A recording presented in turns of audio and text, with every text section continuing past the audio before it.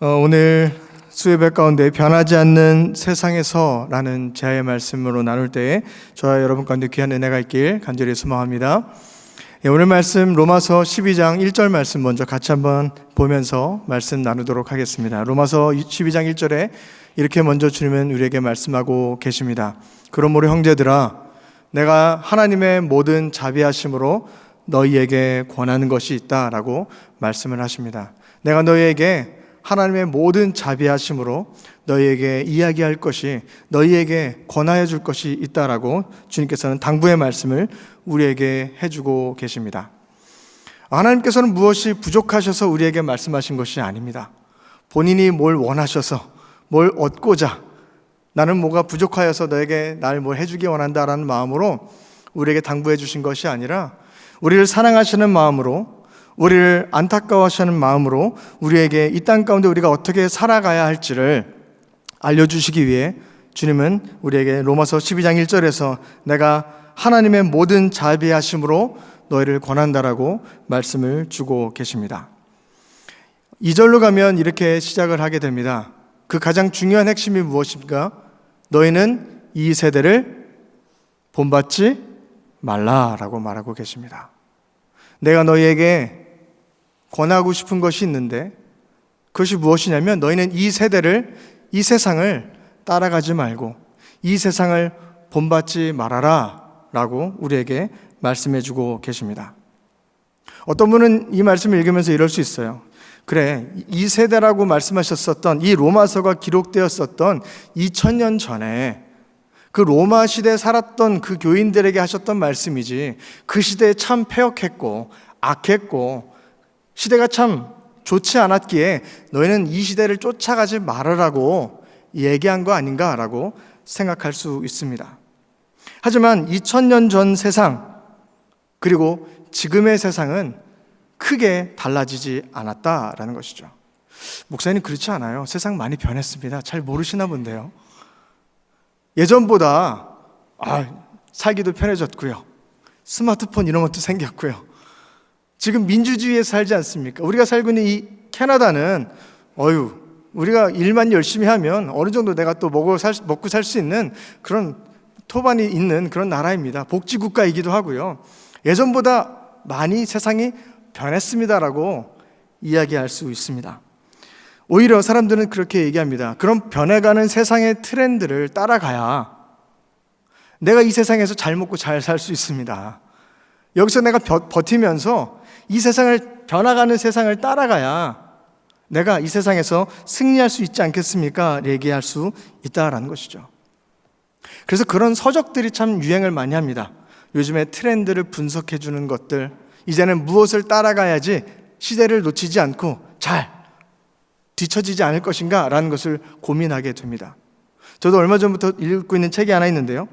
한국에서 나오는 책인데 대한민국 소비 트렌드 전망을 이야기하는 트렌드 코리아 2024라는 책입니다. 이 책은 매년 연말이 되면 나옵니다. 그 다음 해 대한민국이 한 10가지 정도 챕터를 나눠서 이런 변화가 한국 사회에 있습니다. 그러니 여러분 사업하시는 분들 이 트렌드에 맞춰서 사업하셔야 됩니다. 뭘 준비하시는 분들 이것을 맞춰서 바꿔나가야 됩니다 라는 것을 알려주는 유명한 베스트셀러인 책이기도 합니다. 이 책을 보다 보면 이런 것도 있더라고요. 요즘에 한국이 바뀌어져 가는 것 중에 어떤 게 있냐면 직장에서 예전에는 결혼을 하면 그 직장에서 결혼 축하금이 나오고, 받아보셨습니까? 그리고 특별 휴가도 받습니다. 그죠? 뿐만 아니라 출산을 하면 출산 축하금도 받고요. 그리고 아이들이 커서 이제 대학에 가면 뭐 회사에 따라서, 직장에 따라서 학자금도 이렇게 도와주는 회사들이 있습니다. 근데 요즘에 시대가 바뀌어가면서 결혼을 하지 않는 비혼주의자들이 생겼습니다. 이 사람들이 불만인 거예요. 나는 결혼 안 할 건데 저 사람들은 결혼했다고 축하금도 받지, 휴가도 받지, 아이들 낳았다고 축하금 계속 받는데 나는 아무것도 못 받지 않냐? 이건 합리적이지 않지 않냐? 라고 회사에 건의를 해서 회사가 바뀌었습니다. 어떻게 바뀌었느냐? 내가 비혼을 선언하면, 말도 희한해요. 비혼을 선언한대. 나 결혼하지 않을 거야. 비혼을 선언하면 결혼한 사람하고 똑같은 축의금을 주고 똑같이 5일 동안 유급휴가도 주고 그가 아이를 낳지 않는다고 했었을 때 받을 수 있는 혜택도 회사에서 준다라는 거예요. 그러다 결혼하면 어떻게 됩니까? 다시 내야 되나? 어쨌든 그렇게 세상이 변해가고 있다라는 얘기를 하더라고요. 그런 세상을, 변해가는 세상을 쫓아가는 것이 참된 승리의 삶일까? 아니면 이 변해가는 세상 가운데 그냥 뒤처져 가는 것이 그저 우리가 살아갈 수밖에 없는 그런 모습일까라는 것입니다. 여러분, 하지만 오늘 제가 말씀드리고 싶은 것은 오늘 설교의 제목에서는 이렇게 저는 적었습니다. 변하지 않는 세상에서라고 적혀 있습니다. 목사님, 세상 변한다면서요. 바뀌어간다면서요. 우리가 보기에 세상은 변해가는 것 같고 발전해 나가는 것처럼 보여지지만 실상 그 세상의 뿌리는 바뀌어지지 않는다라는 것입니다. 그 말은 세상이 변해가고 아주 좋아진 것처럼 느껴진다 한들 하나님이 원하시는 방향으로, 선한 방향으로 바뀌어져 나아가는 모습이 있지 않다라는 것이죠. 2000년 전에 로마서에서 이렇게 기록했습니다. 이 세대를 본받지 말고, 그러면 2000년 지난 지금 세상이 정말 좋아졌다라면 이 말씀은 바뀌어야 되는 말씀입니까? 이제 2000년 지났으니 세상이 좋아졌으니 이제는 너희는 세상을 쫓아 살고 이렇게 바뀌어야 되냐라는 것이죠. 세상은 변해간 것처럼 느껴지지만 결단코 세상은 바뀌어지지 않고 있습니다. 세상이 변하지 않는, 세상의 그 뿌리가 바뀌지 않는 이유는 바로 사람이 변하지 않기 때문입니다. 그 세상의 구성원, 세상을 이끌고 나아가는 그 모든 문화를 만들고 있는 사람이 변하지 않기 때문에, 사람이 바뀌지 않기 때문에 세상도 결단코 선하게 바뀌어지지 않고 있다라는 것입니다. 제가 캐나다 와서 힘든 순간이 몇 번 있습니다. 근데 그 중에 손에 꼽는 힘든 순간은 캐나다의 히스토리, 캐나다 역사를 공부할 때입니다. 목사님, 무슨 캐나다 역사를 공부하세요? 무슨 시험 준비하세요? 아니요. 우리 아이들이 학교에서 히스토리를 배워와요. 그러고 나서 지금 요 정도, 지금 연말 정도 되면 애들이 학교에서 히스토리 테스트를 봅니다. 아이들이 한국에서, 저희 아이들은 한국에서 자랐었고, 그렇기 때문에 한국 역사도 사실 잘 모르지만 캐나다 역사는 전혀 알지 못합니다. 그러면 그 책을 갖고 누구에게 옵니까? 아빠, 이것 좀 알려줘. 저는 그 책을 받아봤지만 웬걸 저도 모릅니다. 제가 캐나다에서 역사를 공부해 본 적이 있습니까? 저도 모릅니다. 그래서 같이 읽어보자 하면서 책을 읽지만 누가 공부하는 겁니까? 제가 공부하는 거예요. 제가 캐나다에 공부를 하면, 캐나다 히스토리 공부하면서 왜 캐나다 사람들 공부하는데 프랑스 사람을 공부해야 되고 영국 사람들 공부해야 되고 미국 사람들 공부해야 되고 복잡하더라고요. 야, 나도 잘 모르겠다 하면서 열심히 히스토리를 공부하고 있습니다. 우리가 왜 역사를 공부합니까? 왜 역사를 계속 알아야 된다고 어렸을 때부터 학교에서 공부를 하게 됩니까? 한국에서 공무원이 되려면 여러 가지 시험을 보지만 공무원 시험들마다 공통적으로 보는 시험이 있습니다. 국어, 영어, 그리고 한국사, 역사입니다. 공통적으로 봐야 되는 시험에 역사가 들어가 있습니다. 왜 역사를 공부합니까? 공무원이 되기 위해서 왜 누구나 다 역사를 시험 봐야 됩니까? 역사를 공부하는 이유는 첫 번째, 이렇게 얘기합니다. 역사는 반복되기 때문이다. 역사를 보다 보면 계속 끊임없이 반복되기 때문에 흐름을 알 수 있다. 이 뜻은, 이 말은 다시 한번 생각해 보면 뭡니까? 사람이 바뀐다, 안 바뀐다? 다시 돌아온다라는 것입니다. 바뀌지 않는다는 것이죠. 예전에 유행했었던 것들이 다시금 유행하게 되고, 야, 언젠가는 촌스러워서 입지 않았던 옷들을 다시 또 꺼내 입으면서 야, 요즘에 이게 다시 핫해 라고 입는 그런 트렌드가 돌고 돌아서 다시 온다라는 것이죠. 사람이 변하는 것 같지만 변하지 않는다라는 것이죠. 역사를 배워야 되는 두 번째가 뭐냐면, 역사를 배우다 보면 그 과거에 있는 사람들을 통해서 현재 나의 삶의 모습을 배울 수 있다라고 얘기합니다. 과거 예전에 살았던 삶의 모습을 보면 어떻게 나의 모습을 보면서 나의 삶을 배울 수 있습니까? 사람이 변하지 않으니까. 크게 바뀌지 않으니까. 예전에 살았던 그 모습, 지금 우리에게도 영향이 있기 때문에 역사를 공부해 가면서 그것을 알아야 된다는 것이죠. 마지막 세 번째로 역사를 공부해야 되는 이유가 뭐냐? 같은 실수를 반복하지 않기 위해서 역사를 공부한다 합니다. 이것도 똑같은 이야기입니다. 같은 실수를 반복해 나아간다. 사람이 바뀐다, 안 바뀐다? 바뀌지 않는다라는 것이죠. 인류 역사상 사람이 끊임없이 동일한 문제에 넘어지고 동일한 모습 가운데 약해지고 동일한 모습 가운데 취해지는 그런 사람의 모습이 계속 끊임없이 이어져 나온다라는 것입니다. 과학은 발전하고 문화는 더 좋아진 것처럼 느껴질 수 있지만 우리 겉모습으로 보기에 발전되어 나간다, 좋아지는 것처럼 보여줄 수 있지만 결코 사람이 그렇게 쉽게 바뀌어지지 않는다라는 것이죠. 그렇기 때문에 세상도 바뀌어지는 것처럼 보이지만 결단코 세상도 변하고 있지 않다라는 것입니다. 많은 사람들이 클래식 음악을 좋아합니다. 오래된 음악이죠. 몇백 년 전의 음악입니다. 지난주 담임 목사님 설교하시면서도 핸델의 메시아 말씀도 하셨는데요. 그 음악을 들으면서 그 몇백 년 전의 음악들을 지금 들으면서도 지금도 감동합니다. 예전의 음악이지만 지금 우리에게도 동일하게 감동이 된다는 것이죠. 고전 문학을 읽으라고 아이들에게 이야기합니다. 셰익스피어를 읽어라. 그 예전의 삶의 이야기들, 예전 살았던 사람들의 이야기를 왜 지금 읽으라고 합니까? 그 사람의 이야기가 지금도 우리에게 영향이 있고 크게 다르지 않는 모습이 우리 안에 있기 때문에 그 글 안에 우리에게 주는 큰 감동과 메시지가 있기 때문에 그렇다라는 것이죠. 제가 지난주에 저희 한국에 있는 누나한테 카톡을 받았어요. 사진을 받았는데 뭐였냐면 이제 연말이 돼서 이제 한국에 계신 어머니랑 엄마랑 딸이 둘이 같이 그 발레 공연을 보러 갔어요. 어떤 공연을 봤냐면 호두까기 인형이라는 발레를 보러 갔대요. 그래서 사진을 이렇게 보내는 거예요. 그래서 호두까기 인형 보고 왔다고. 그래서 저는 보면서 무슨 유치하게 호두까기 인형을 보냐 이런 생각을 했어요. 이거 어렸을 때 봤던 거 아니냐. 그랬더니 누나가 그러는 거예요. 야, 토론토에도 그 캐나다 국립 그 발레단이 있고 걔네들도 아마 호두까기 인형을 할 거다. 그래서 제가 그랬어요. 아이 그거 뭐 한국에서 한다고 여기서도 하겠어? 라고 하고 제가 웹사이트 들어가서 티켓팅 사이트에 들어가서 보니 웬걸 토론토 국립 발레단도 뭘 합니까? 호두까기 인형합니다. 넛크래커라는. 그래서 혹시나 해서 제가 뉴욕에 있는 뉴욕 시립 발레단 공연을 찾아봤어요. 뉴욕 시립 발레단 공연 찾아봤더니 거기도 뭐 한 줄 아십니까? 호두까기 인형합니다.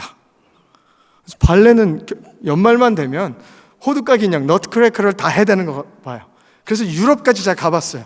유럽에 있는 유명한 발레단 뭐 하는 줄 아십니까? 맞습니다. 호두까기 인형합니다.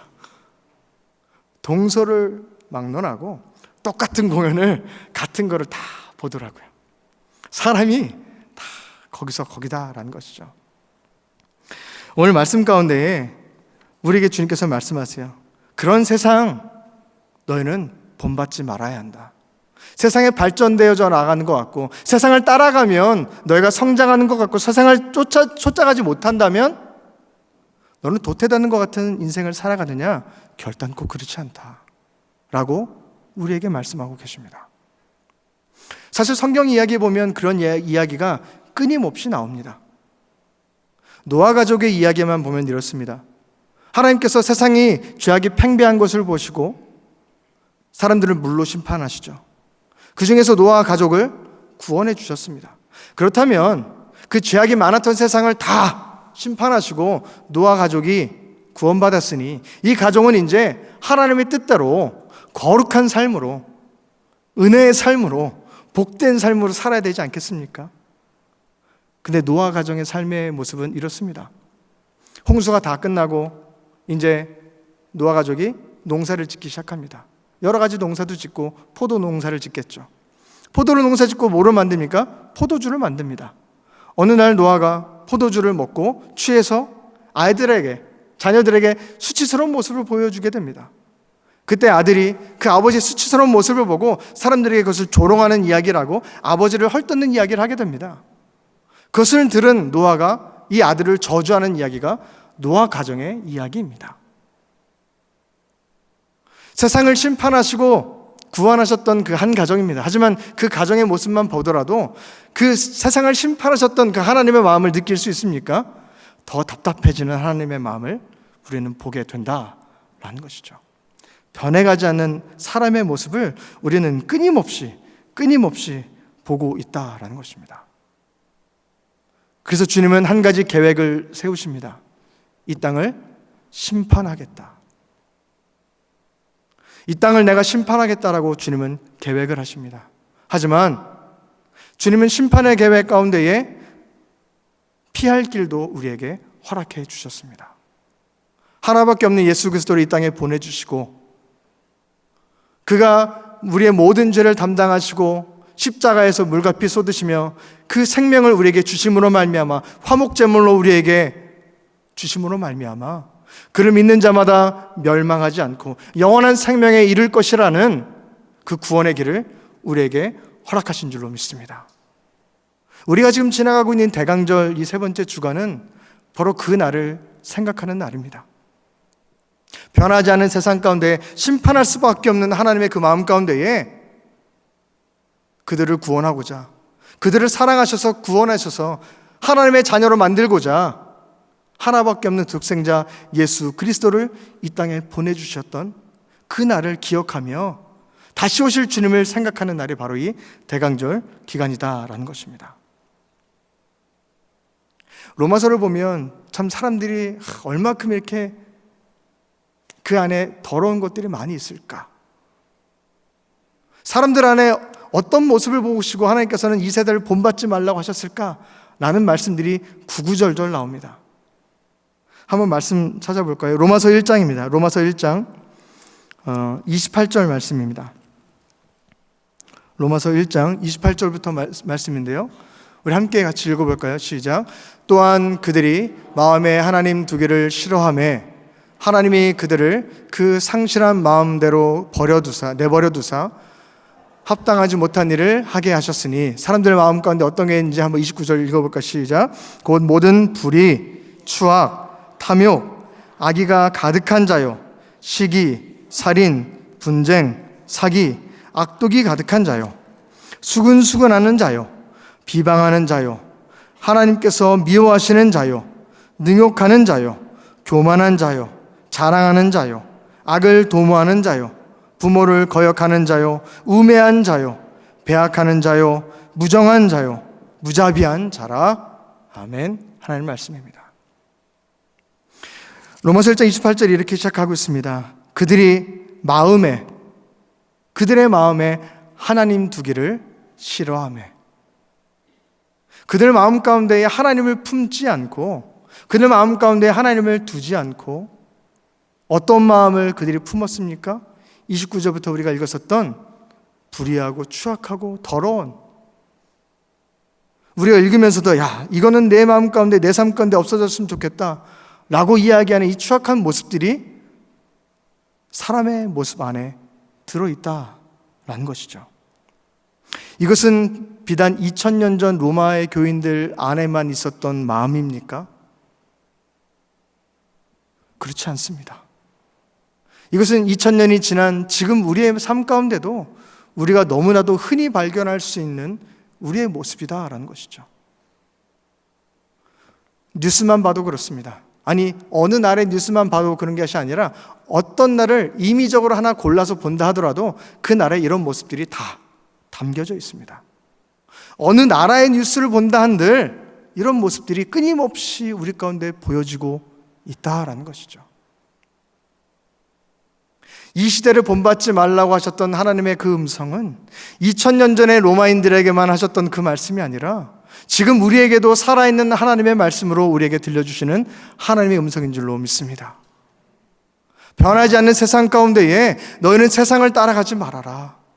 너희 안에 이렇게 추하고 더럽고 입에도 담고 싶지 않은 이런 마음들이 너희 가운데 보여지지 않느냐? 세상을 쫓아간다면 끊임없이 이런 모습 가운데 너희는 머무를 수밖에 없다라는 하나님의 답답한 마음이 보여진다라는 것입니다. 사랑하는 성도 여러분, 그런 우리에게 주님은 오늘 로마서 12장 1절에서 말씀하십니다. 내가 하나님의 모든 자비하심으로 너희에게 권한다. 하나님의 모든 자비하심으로 내가 너희가 간곡하게 이렇게 되기를 소망한다라고 하며 말씀을 해주고 계십니다. 어떻게 되기를 원하십니까? 이어지는 그 말씀 한번 읽어볼까요? 너희 몸을부터 한번 같이 읽겠습니다. 시작. 너희 몸을 하나님이 기뻐하시는 거룩한 산 제물로 드려라. 이는 너희가 드릴 영적 예배니라. 아멘. 너희는 세상을 쫓아가지 말고 어떻게 하라 말씀하십니까? 너희의 몸을 하나님이 기뻐하시는 거룩한 산 제물로 드려라. 너희의 몸을, 너희가 갖고 있는 그 모든 것을, 너희의 생명까지도 하나님께서 기뻐하시도록 주님께 내어드려라. 예수 그리스도가 너를 살리시기 위해 그가 자신의 생명을 너희에게 주었듯이 너희도 이제 너희의 몸을, 너희의 생명을, 너희의 삶을 하나님께서 기뻐하시는 그 걸음으로 나아가라. 갈라디아서 2장 20절에서 이렇게 고백하죠. 이제는 내가 사는 것이 아니요 내 안에 나를 사랑하사 나를 위해 이 땅에 오시고 생명 주신 예수 그리스도가 사시는 것이라. 너를 죽이고 주님을 따라가는 삶을 살아가라. 이제는 내가 사는 것이 아니요 오직 내 안에 그리스도께서 살아가십니다. 내 몸 주님께 바치고 나아갑니다. 세상을 닮아가고 싶고 세상을 따라가고 싶고 세상을 바라보면서 나도 그 흐름 안에 나도 세상처럼 떵떵거리며 살고 싶은 마음이 있다면 주님, 이제는 나의 모든 것을 내려놓습니다. 나를 십자가에 못 박고 죽입니다. 주님께서 나에게 생명 주신 것처럼 나도 이제 주님의 생명 가지고 살아가겠습니다. 그 삶을 선택하라고 주님께서는 우리에게 말씀하십니다. 마가복음 8장 34절에 예수님께서 제자들에게 이렇게 말씀하고 계십니다. 무리와 제자들을 불러 이르시되 누구든지 나를 따라오려거든 자기를 부인하고 자기 십자가를 지고 나를 따를 것이니라. 주님께서는 우리에게 말씀하십니다. 나를 따르려거든 자기 십자가 지고 자기를 부인하고 나오라 말씀하십니다. 세상에 살면서 나도 불의하고 나도 탐욕스럽고 나도 죄악 가운데 머물러 있었던 그 나의 모든 옛 자아들을 다 부인하고 그 모든 것을 십자가에 못 박아 죽이고 이제 살아계신 예수 그리스도를 붙잡고 너는 살아가라. 그것이 나를 따라가는 삶이고 그것이 나를 따라오는 삶이라고 주님은 우리에게 말씀하신 줄로 믿습니다.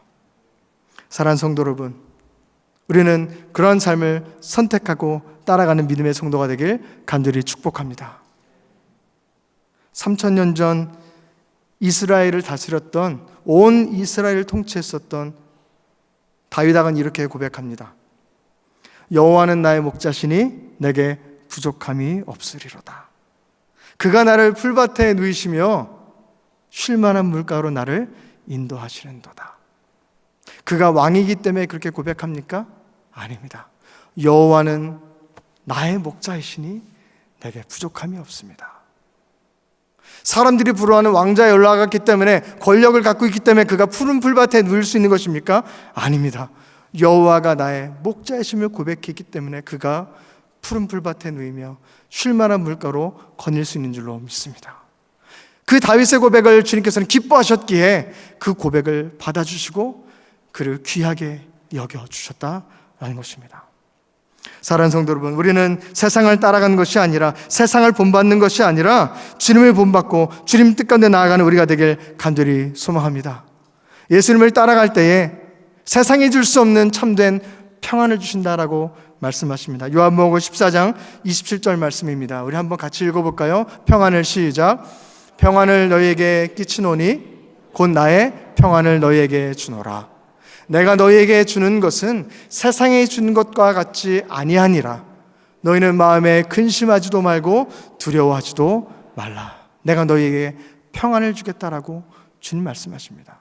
뿐만 아니라 나를 따라온다면 내가 너에게 참된 쉼을 주겠다라고 말씀하십니다. 마태복음 11장 28절 29절 말씀 보여주시겠습니까? 함께 읽을까요? 시작. 수고하고 무거운 짐진 자들아 다 내게로 오라. 내가 너를 쉬게 하리라. 나는 마음이 온유하고 겸손하니 나의 멍에를 메고 내게 배우라. 그리하면 너희 마음이 쉼을 얻으리니. 아멘. 예수 그리스도를 따라가는 자에게 세상이 줄 수 없는 평안이 있을 줄로 믿습니다. 예수 그리스도를 선택하고 주님을 붙잡고 나아가는 자에게 세상이 줄 수 없는 참된 쉼을 우리에게 주실 줄로 믿습니다. 이어지는 로마서 12장 2절 말씀 같이 보도록 하겠습니다. 로마서 12장 2절 말씀입니다. 너희는 이 세대를 본받지 말고, 다시 한번 말씀하시죠. 오직 마음을 새롭게 함으로 변화를 받으라. 마음을 어떻게? 새롭게 함으로 변화를 받으라. 거듭난 영혼으로 살아가며 이제 추악했던 모습에서 벗어나고, 교만했던 모습에서 벗어나고, 불순종했던 나의 모습에서, 그런 모든 마음에서 벗어나서 새로운 마음을 가지고 주님을 쫓아가라 라고 주님께서 말씀하십니다. 그런 주님을 따라간다면 어떤 마음이 우리에게 주어질 것입니까? 주님께 주시는 참된 평안과 쉼이 있을 줄로 믿습니다.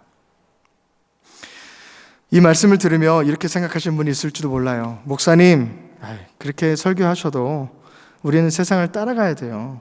주변 보니까 세상 따라가서 잘된 사람들이 너무 많고요. 목사님이 교회만 계셔서 세상을 잘 몰라서 그래요. 예, 맞습니다. 제가 세상을 잘 몰라서 그렇습니다. 하지만 사랑하는 성도 여러분, 지금 제가 하는 말은 저의 말이 아닙니다. 하나님의 말씀입니다. 우리 한번 살아봅시다. 하나님의 말씀이 맞는 말씀인지, 세상이 말하는 것이 온전한 것인지 우리가 결단하고 그런 길을 우리가 살아가야 될 줄로 믿습니다. 저는 세상을 잘 모르지만 분명한 것은 하나님은 살아계시다라는 것은 제가 확신합니다. 세상은 제가 잘 모르지만 하나님의 말씀이 맞다라는 것은 저는 확신합니다. 그렇게 저는 저의 삶을 들여서 주의 종의 길을 걸어가며 주의 말씀을 전하는 삶을 살게 되었다라는 것이죠. 사랑하는 성도 여러분, 지금 이 자리에 있는 모든 우리 사랑하는 교우들은 그 하나님의 살아계신 말씀을 믿고 세상을 바라보지 않고 주님을 쫓아가겠노라 라는 결단이 있었기에 이 수요 저녁에 함께 모여 주님 앞에 나가는 귀한 예배를 드리는 줄로 믿습니다. 한번 따라해 보실까요? 나는 세상을 모릅니다. 아직 조금 알고 계신 것 같아요. 다시 한번 결단해 봅시다. 나는 세상을 모릅니다. 하지만 주님은 확실히 압니다. 할렐루야. 불확실한 세상 가운데 살아가는 것이 아닌 확실하신 주님을 붙잡고 나가는 저 여러분 되기를 간절히 축복합니다. 이런 찬양 아시죠? 사람을 보며 세상을 볼 때 만족함이 없었네.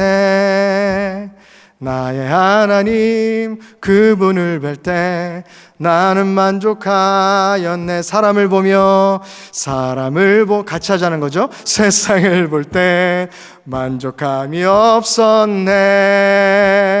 나의 하나님 그분을 뵐 때 나는 만족하였네. 저기 빛나는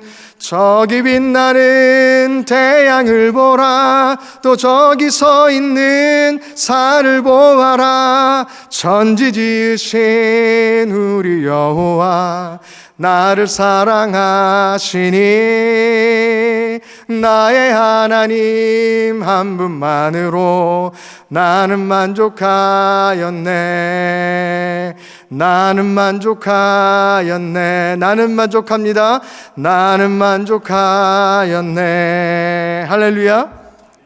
그렇기 때문에 오늘 성가대에서 빵빠레를 울리지 않았습니까? 성탄절 빵빠레 노래하면서 예수님의 오심을 기억하며 다시 오실 주님을 찬양합니다라는 오늘 성가대 찬양 제목이 성탄절 빵빠레였습니다. 빵빠레를 울리며 주님이 기억하는 인생을 살아간 저 여러분들에게 간절히 축복합니다. 그렇다면 오늘 말씀 가운데 이어지는 말씀이 어떻게 말씀하고 있느냐? 그러면 주님을 따라간다면 어디에 우리가 에너지를 쏟아야 하는가?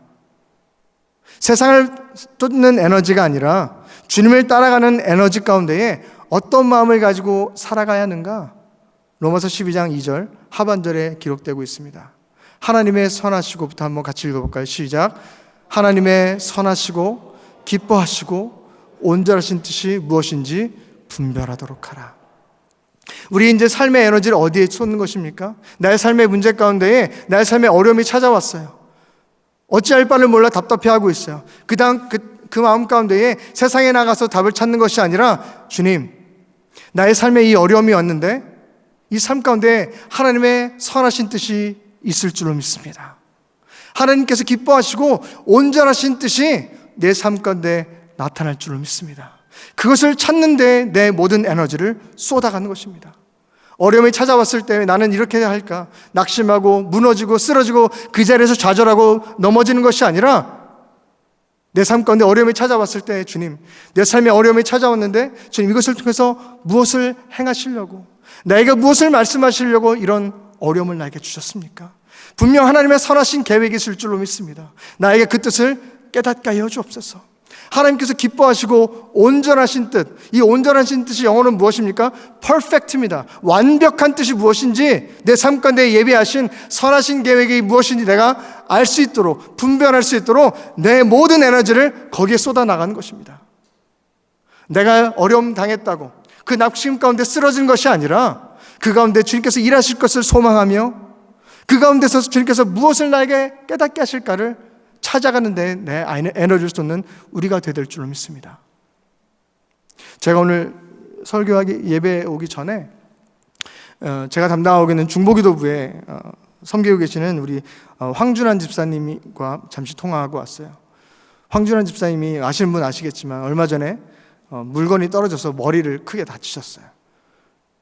그래서 머리에 있는 피가 멈추지 않아서 온 교우들이 함께 또 기도하며, 또 예전에 수요예배 때도 함께 기도했던 기억들이 있습니다. 그 기도로 말미암아 감사함으로 지금 이제 퇴원하셨고요. 아직도 약은 좀 드시고 계시지만 그래서 피도 다 멈췄고 이제 검사 몇 가지 남아 있긴 하지만 큰 어려움 없이 그래서 잘 이어내 가고 있습니다. 근데 집사님과 통화하는 가운데 집사님이 이렇게 말씀하시는 거예요. 저는 사실 목회자로서 물어봤죠. 집사님, 큰일을 당하셨는데 참 어려우셨겠습니다. 갑작스런 일 때문에 참 고통 많으셨겠습니다. 말씀드렸더니 집사님은 이렇게 말씀하시는 거예요. 근데 목사님, 참 감사해요. 아니, 집사님 감사하다니요. 무슨 말씀이세요? 사실 우리 가정에 사랑하는 아들이 있는데 이 아이가 고등학교 때까지는 믿음 생활 잘했다라는 거예요. 근데 이제 대학생이 되고 이제 좀씩 성장하다 보니까 세상에서 또 어려움들이 당하다 보니까 방황하기 시작했고, 영적인 길로 가지 못하고 예배도 참석하지 못하고 세상 가운데 나아가는 그런 모습이 부모로서 너무 안타까웠다는 거예요. 근데 내가 그 머리를 다치고 힘든 가운데 있었을 때에 교회에 많은 성도분들이 오셔서 도와주셨다는 거예요. 기도해 주셨다는 거예요. 얘기하지도 않았는데 병원의 권사님들과 집사님들, 목사님들이 찾아오셔서 기도해 주시고 도와주시고, 김치 하셨다고 김치 갖고 오시고, 물신양면을 여러 가지 모습으로 교인들이 도와주는 모습을 누가 봤느냐? 그 아들이 봤다라는 거예요. 그러더니 이 아들이 와서 아빠한테 이런 얘기를 했대요. 아빠, 나 다시 교회 나갈래. 어떻게 너 그런 마음이 들었어? 아빠가 힘들었을 때 어떻게 그렇게 많은 성도분들이 아빠를 위해서 기도해주고 도와주고 오셔서 이렇게 섬겨줬는지 나는 교회가 이런 곳인지 몰랐어 라고 하며 다시금 믿음의 결단을 하고 나아가겠노라 다짐했다는 이야기를 하시더라고요. 그러면서 목사님, 제가 머리 다친 거 이거 아무것도 아니에요. 감사해요. 그 말씀을 하더라고요. 우리는 세상 가운데 넘어지고 쓰러질 때에 그 아픔에, 그 고통에 머물러 있을 때가 참 많이 있어요. 하지만 우리는 어떤 곳에 에너지를 쏟아야 됩니까? 이 아픔을 통해 주님께서 어떤 선한 계획을 이뤄나가실까? 이것을 통해서 하나님의 기쁘시고 완벽하신, 온전하신, 퍼펙트한 계획이 무엇일까? 우리는 그것을 찾아가는데 우리의 에너지를 쏟아가야 될 줄로 믿습니다. 주님께서 그래서 말씀하시는 거예요. 세상을 바라보지 말아라. 그것을 통해서 너희가 그런 것들을 발견할 수 있는 것이 아니다. 자기를 부인하고 십자가 지고 주님을 따라가라. 그랬을 때 너희가 그것을 발견하게 될 것이다 라고 말씀하고 계십니다. 예수님께서 제자들을 부르셨어요. 제자들에게 선한 계획을 세우십니다. 하지만 그들이 넘어지고 실수하고 잘못된 길로 갑니다. 하지만 주님께서 다시금 찾아와 주시고 성령을 부어주시고 온전한 제자들로 바꾸어 주셨습니다. 하나님께서 아브라함을 부르셨습니다. 그에게 선한 계획을 세우십니다. 하지만 그도 넘어지고 쓰러지고 잘못된 길로 갑니다. 하지만 주님께서 그를 다시금 연단하심으로 말미암아 믿음의 조상으로, 믿음의 아버지로 그를 선한 계획 가운데 그를 세워주셨습니다. 하나님께서 야곱을 부르십니다. 그에게 선한 계획을 주시죠. 너는 지금 비록 형을 무서워하여서 집을 떠나 먼 곳으로 떠나지만 내가 너와 함께 할 것이고 내가 너를 입힐 것이고 너를 먹일 것이고 다시 반드시 너는 이곳에 돌아올 것이다 라는 선한 계획을 그에게 주십니다. 그도 어려운 삶을 살아갔지만 다시금 하나님의 그 계획 가운데에 그를 온전한 곳으로 이끌어 주셨습니다. 모세를 부르셨습니다. 모세에게 선한 계획을 주십니다. 하지만 그는 태어나자마자 강물에 떠나가는 인생이 되어버렸습니다. 심지어 살인자가 되고 80년간이나 자신의 동족을 떠나는 삶을 살게 됩니다. 하지만 하나님께서 다시금 그를 붙잡아 주시고 노인이 되었음에도 불구하고 하나님께서 그에게 세우셨던 선한 계획을 하나님께서는 이루어 나가셨습니다. 다윗을 부르셨습니다. 끊임없습니다. 이 옛 얘기 시작하면. 또 누구를 부르십니까?